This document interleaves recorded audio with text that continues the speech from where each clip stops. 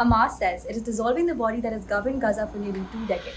قرر معالي الأخ رئيس لجنة الطوارئ الحكومية ورئيس المتابعة الحكومية بالإنابة الأستاذ محمد جواد عبد الخالق الفرة تقديم استقالته الرسمية من منصبه، وكذلك الإعلان عن حل لجنة الطوارئ الحكومية تأكيداً على جدية الإجراءات.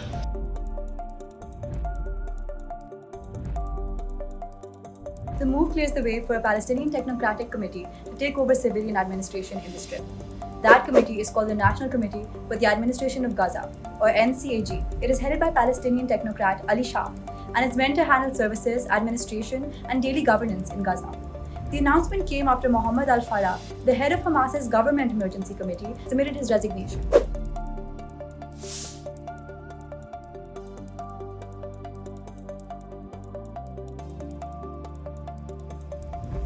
Hamas says the committee has now been dissolved to allow transfer of responsibilities to the NCAG.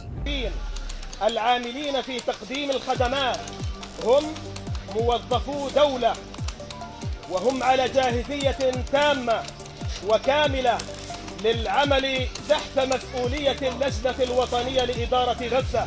Its spokesman Hazem Qasim said the decision was meant to remove any excuse for Israel to continue its aggression against Gaza. The timing matters. A ceasefire between Hamas and Israel took effect last October, but Israeli attacks have continued. According to Gaza health authorities, 1,072 Palestinians have been killed and 3,463 wounded since the ceasefire was declared.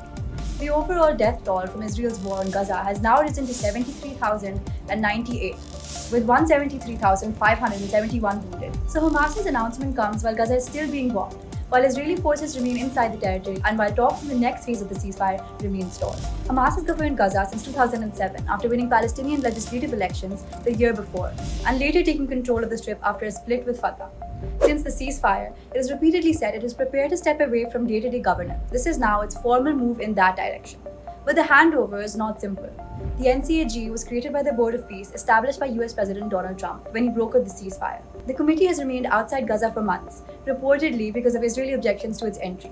That means Hamas can clear the path for civilian rule, but the new administration still needs access, recognition, and space to operate.